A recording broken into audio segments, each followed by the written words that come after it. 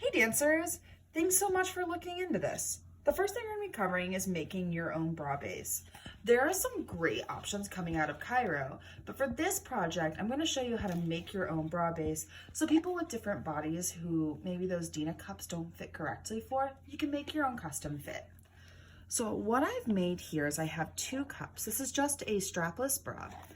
On the inside, I used some soldering iron because that's the extra metal I had around to reinforce the inside of the cups. You see they're a little bit plasticized. What I did here is I used a bowl, and this is just a regular, my cereal bowl, that I covered in plastic wrap. I stuck that underneath the bra to give it the security, and then I used Mod Podge and I made a couple of layers, letting it dry for a few hours in between. Later on in this project, as we go to covering, I'll show you how to make these angles sit correct. Next, we're going to be covering belts. For the next 2 videos, I'm going to be talking about patterns and some kind of basic belt techniques and what you can use to adjust to your body. So this one, I've kind of shamelessly lifted from a 1970s belly dance pattern. So you have a small medallion in the front, and we can adjust this to whatever we want. I just want to make sure it has the same curved shape, if you see here. I have a large panel in the back. For my body and my butt, I only need this slight curve. A completely straight belt will do gapping on most humans. For different size butts though, you can always add some darts, though that can be hard to manage with beading. You can also adjust the size of a ready-made costume by using elastic and building your own casing in the back. The next belt we're going to be covering is more of a modern cut. Though I still like a hard bra and belt, which is maybe not the most modern of likes. But I jokingly call this the superhero front. Now what you notice here on this front of the pattern is I have a dip. This is really nice for anyone with any sort of stomach that protrudes because it gives you extra room and you don't necessarily have space for your stomach to interact. It gives you room and then also gives you access to show off maybe lower body undulations better. This curve right here I really enjoy because it goes high on my hips. So I'm allowed to have the highest slit skirt and it's not being interrupted. This back pattern is made to be adjusted. If you see on either one of these, there's some tape. This is made for me to be able to adjust and move forward and back. But this matching curve allows me to go from here to have it have kind of a natural shape. Welcome back to making your costumes. So on this, I'm going to be starting on covering your bra and belt. So I'm using sort of a vintage shape here, this and the back. So I've cut my 2 patterns out along with some sides, which I've labeled, a center, 2 necks, and 2 bands. I also have my large cups. Now, if you look at this product here, this isn't a buckram like you hear a lot of other people tell you to do. What I use is sort of a felt that you can find at, I use Joann's, and on either side, there's gonna be little knobs. That's gonna be for that's a fusible interfacing. We're gonna use that to make it so much easier to set. I have 2 fabrics I'm still deciding on an Instagram poll, either this black or this silver. So I'll come back to this video once I have some ideas and show you how we use that. So next we're going to cover the next step in covering our bra and belt, which is going to be utilizing our decorative fabric. I am just using this black fabric. Remember before how we had this, the inner has actually glue on either side of it? Let me show you why I use that as opposed to maybe more traditional buckram. I find that a lot of these spandex fabrics, especially anything that's got a brocade or anything special, are really wiggly when I try to apply them on my machine. So what I do is I actually go through first and I iron this on. It gives a little bit of connection, but I don't need to say put pin or needle through because some of these fabrics are so delicate that putting a needle through would actually, to just pin it and apply it, will cause additional holes. So this way you see I've just done a really light pressing. So it's actually completely, so it's combined together. So when I go to my machine, I zigzag a lot of the flat pieces, so the side panels or the neck strap. Next, we're gonna do our curved area, which is a bra.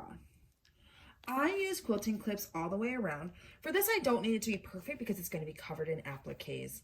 I personally don't like the look of a dart in these, and I think it adds additional weight. So I set the fabric down and I pull and I pull and I pull until it ends up with a smooth surface. You see there's no dart in here at all. And I have about a G cup.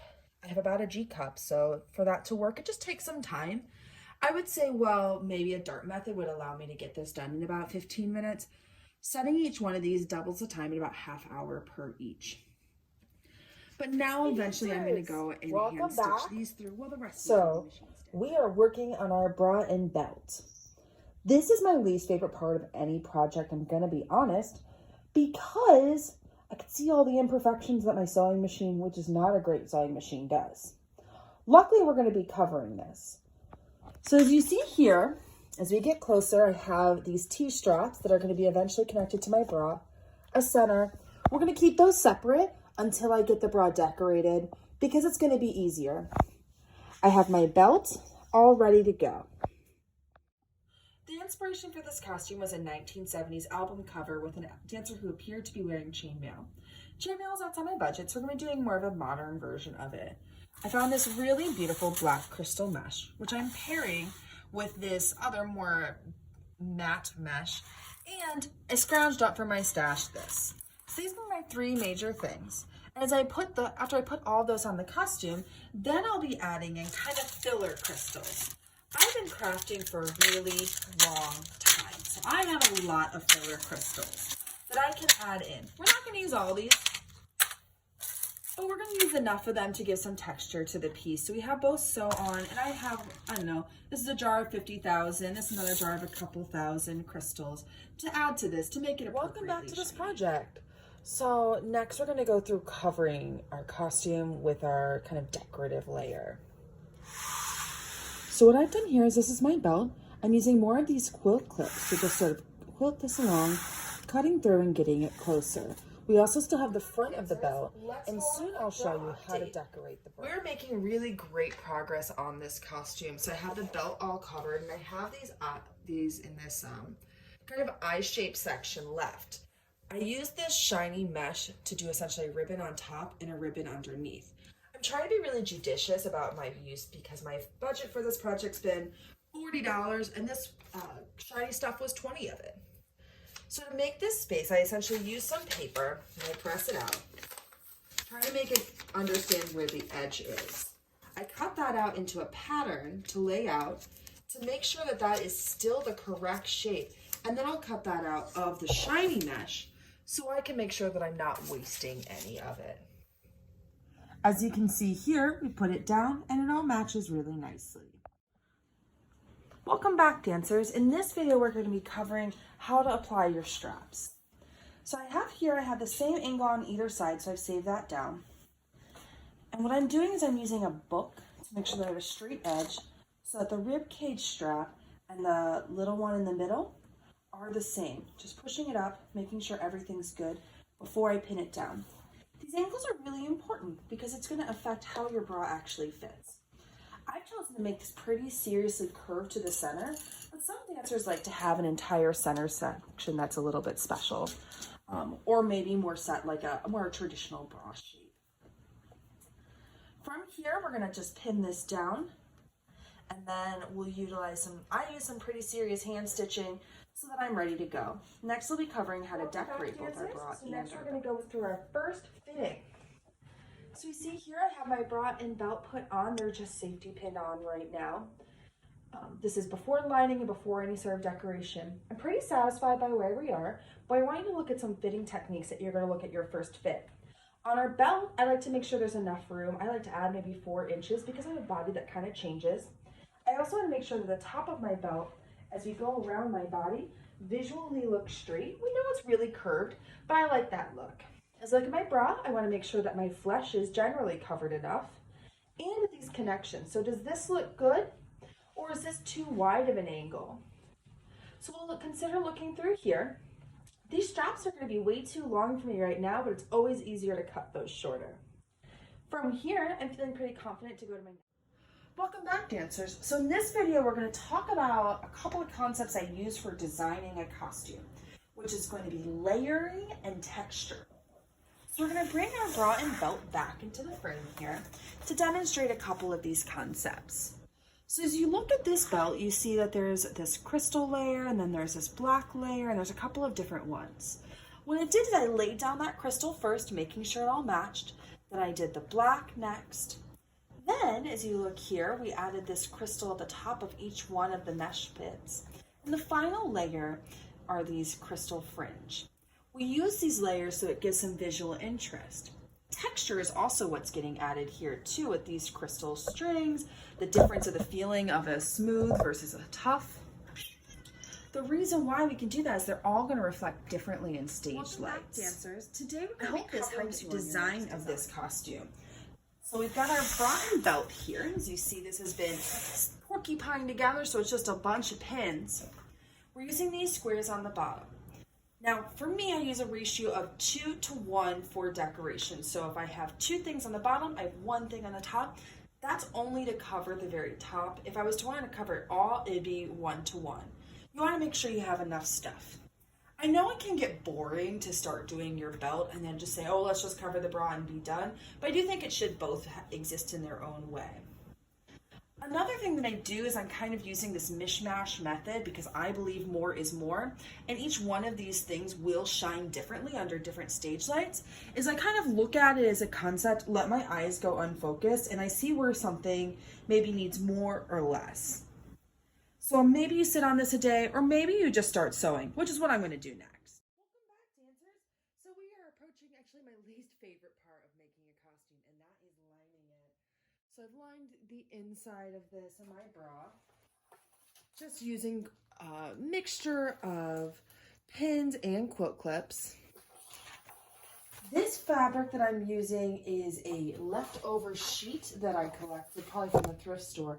I believe my grandmother also has a copy of a robe I made out of this too. And here's my top of my base. I'm gonna lay it out, giving myself a little bit extra all around, and then just trim it. Next video, we'll fit it together.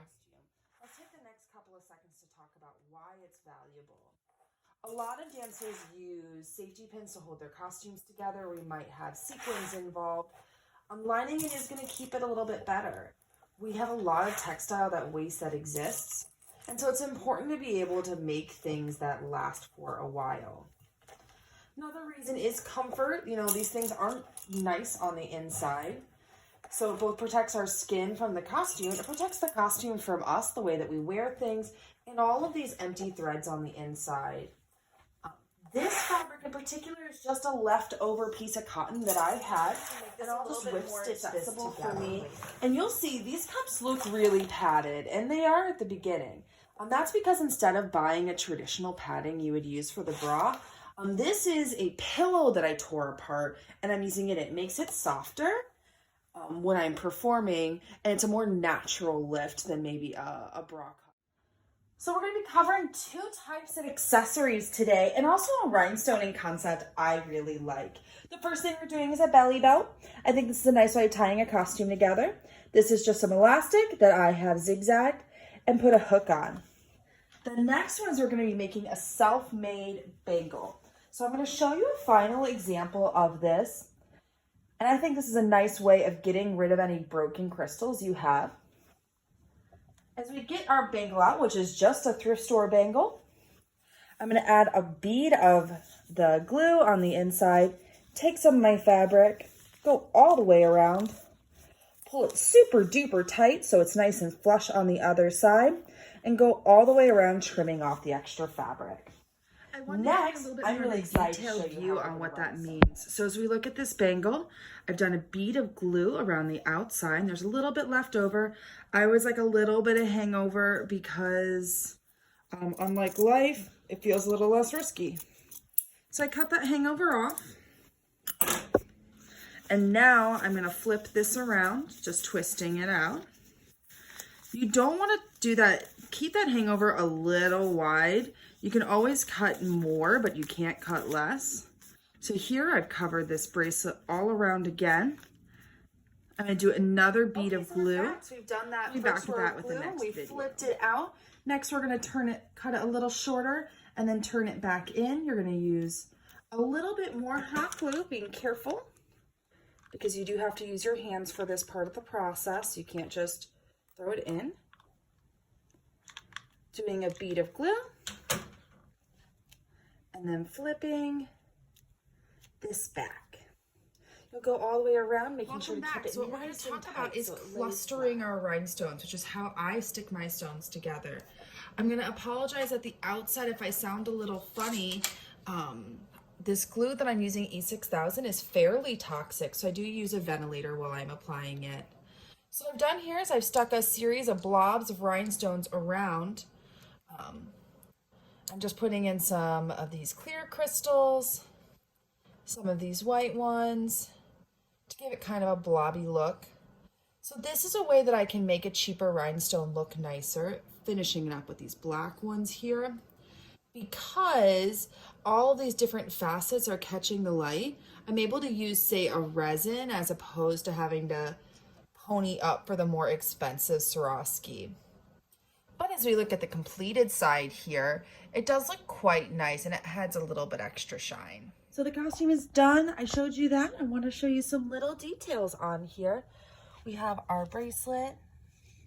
I added some of those bunches of crystals to that. So you see here we have so many different ways, and honestly it kind of, from close up, it can kind of look like I just rolled it around in my rhinestone drawer, but from far away, as you see, there's lots of different ways this is going to catch light and more facets. I have to be honest, I don't wear a lot of black costumes, which is funny because half of my wardrobe is black, but I am so excited to wear this. Thank you so much for joining me, and I can't wait to show you the next one.